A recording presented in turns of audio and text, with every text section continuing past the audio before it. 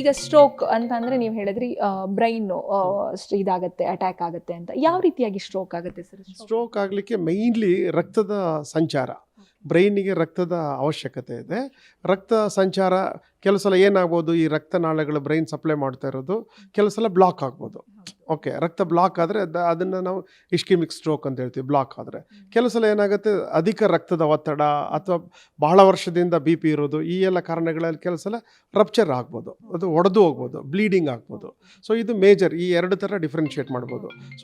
So ಆ ಥರದ್ದು ಆಗಬಾರ್ದು ಅಂದರೆ ನಾವು ಇದನ್ನು ಕಂಟ್ರೋಲ್ ಮಾಡಬೇಕು, ಬಿ ಪಿಯನ್ನು ಕಂಟ್ರೋಲ್ ಮಾಡಬೇಕು. ಈ ಥರ ಬ್ಲಾಕ್ ಆಗೋದಕ್ಕೆ ಬೇರೆ ಬೇರೆ ಕಾರಣ. ಕೆಲವು ಸಲ ಫಾರ್ ಎಕ್ಸಾಂಪಲ್ ನಿಮಗೆ ಕೊಡೋದಾದರೆ ಹಾರ್ಟಲ್ಲಿ ಏನಾದರೂ ಹಾರ್ಟ್ ತೊಂದರೆ ಇತ್ತಂದರೆ ಅಲ್ಲಿಂದನೂ ಬ್ಲಡ್ ಕ್ಲಾಟ್ ಆಗಿಬಿಟ್ಟು ಬ್ರೈನಿಗೆ ಹೋಗ್ಬೋದು. ಸೊ ಅದಕ್ಕೆ ಅದು ಏನು ಆ ಥರ ಕಾರಣಗಳಿರುತ್ತಲ್ಲ ಅವನ್ನೆಲ್ಲ ಪ್ರಾಪರ್ಲಿ ನೋಡಿಕೊಂಡು ಟ್ರೀಟ್ ಮಾಡಿದ್ರೆ ಎರಡನ್ನೂ ಪ್ರಿವೆಂಟ್ ಮಾಡ್ಬೋದು.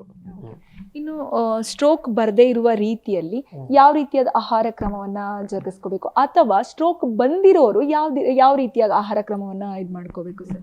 ಮುಖ್ಯವಾಗಿ ಆಹಾರ ಕ್ರಮ ಅಂದರೆ ಬಹಳ ಕ್ಯಾಲೋರಿಗಳನ್ನು ಕಡಿಮೆ ಮಾಡೋದು. ಯಾಕಂದರೆ ಇದು ಮೋರ್ ಕಾಮನ್ ಸ್ಟ್ರೋಕ್ ಇರೋದು ಒಬೇಸ್ ಇರೋರಲ್ಲಿ. ಸೊ ತೂಕದಕ್ಕೆ ಕಡಿಮೆ ಮಾಡೋಕ್ಕೆ ಏನೇನು ಅಂಶಗಳಿದೆ ಅದೆಲ್ಲ ಮಾಡಬೇಕು.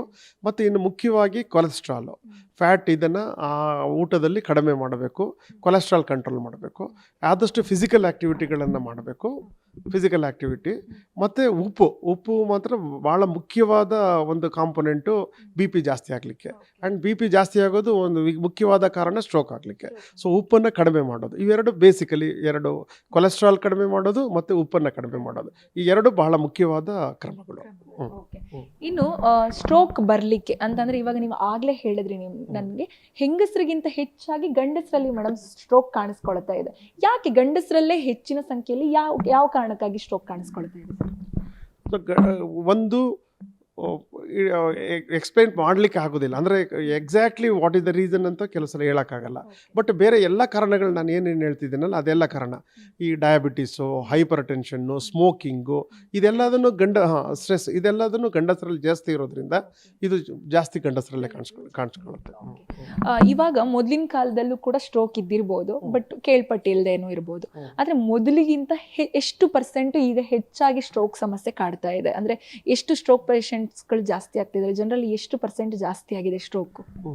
ಎಕ್ಸಾಕ್ಟ್ಲಿ ಅದೇ ಥರ ಸ್ಟ್ರೋಕ್ ಜಾಸ್ತಿ ಆಗ್ತಾ ಇದೆ ಅಂತಲ್ಲ, ಅದ್ರ ಬಗ್ಗೆ ಅವೇರ್ನೆಸ್ ಜಾಸ್ತಿ ಆಗ್ತಾ ಇದೆ. ನಮಗೆ ಮುಂಚೆನೂ ಇದ್ದವರು ಸ್ಟ್ರೋಕ್ ಆದರೆ ಆಲ್ಮೋಸ್ಟ್ ಏನೂ ಆಗೋದಿಲ್ಲ, ಒಂದ್ಸಲ ಸ್ಟ್ರೋಕ್ ಆಯಿತು ಅಂದರೆ ನೆಗ್ಲೆಕ್ಟ್ ಆಗ್ತಾಯಿದ್ರು. ಈಗ ಅವೇರ್ನೆಸ್ ಜಾಸ್ತಿ ಆಗ್ತಾ ಇದೆ, ಅದರಿಂದ ನಮಗೆ ಸ್ಟ್ರೋಕ್ ಜಾಸ್ತಿ ಆಗಿದೆ ಅನಿಸ್ಬೋದು. ಬಟ್ ಆದರೆ ಭಾಳ ಮುಖ್ಯವಾಗಿ ಸ್ಟ್ರೋಕನ್ನು ಮಾಡೋವಂಥದ್ದು ಬ್ಲಡ್ ಪ್ರೆಷರು, ಶುಗರು, ಇವೆಲ್ಲ ಜಾಸ್ತಿ ಆಗ್ತಾಯಿದೆ. ಅವು ಜಾಸ್ತಿ ಆದಾಗ ಡೆಫಿನೆಟ್ಲಿ ಸ್ಟ್ರೋಕ್ ಇದನ್ನು ಜಾಸ್ತಿ ಆಗೋ ಚಾನ್ಸಸ್ ಭಾಳ ಇರುತ್ತೆ. ಸೊ ಅದಕ್ಕೋಸ್ಕರ ಭಾಳ ಮುಖ್ಯ ಏನಂದರೆ ಮುಂಚೆಗಿನ್ನ ಜಾಸ್ತಿ ಆಗಿದೆ, ಕಮ್ಮಿ ಆಗಿದೆಯಾ ಅಂತ ಇದಕ್ಕಿಂತ ಮುಖ್ಯವಾಗಿ ಈ ರಿಸ್ಕ್ ಫ್ಯಾಕ್ಟರ್ಸ್ಗಳು ಜಾಸ್ತಿ ಆಗ್ತಾಯಿದೆ. ಸ್ಟ್ರೆಸ್ ಜಾಸ್ತಿ ಆಗ್ತಾಯಿದೆ, ಶುಗರ್ ಜಾಸ್ತಿ ಆಗ್ತಾಯಿದೆ, ಬಿ ಪಿ ಜಾಸ್ತಿ ಆಗ್ತಾಯಿದೆ. ಸೊ ಅವನ್ನು ನಮ್ಮ ಲೈಫ್ ಸ್ಟೈಲ್ ಮಾಡಿಫಿಕೇಷನ್ ಮಾಡೋದ್ರ ಮೂಲಕ ಅಥವಾ ಆಲ್ರೆಡಿ ಇದು ಬಂದಾದಮೇಲೆ ಅದನ್ನು ಕಂಟ್ರೋಲ್ ಮಾಡುವ ಮೂಲಕ ಇದೆರಡನ್ನು ತಡೆಗಟ್ಬೋದು ಅಥವಾ ಕಡಿಮೆ ಮಾಡ್ಬೋದು.